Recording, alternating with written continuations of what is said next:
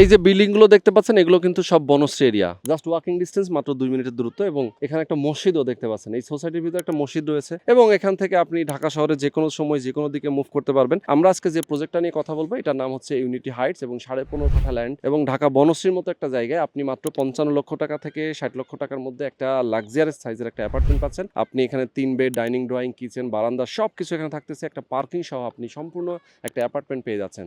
তো যারা আপনারা চান যে ঢাকা বনশ্রীর মতো একটা জায়গা, একটা প্রাইম লোকেশন, একটা ভিআইপি লোকেশনে একটা অ্যাপার্টমেন্ট নেবেন, সেক্ষেত্রে দেরি করা যাবে না, দ্রুত যোগাযোগ করবেন।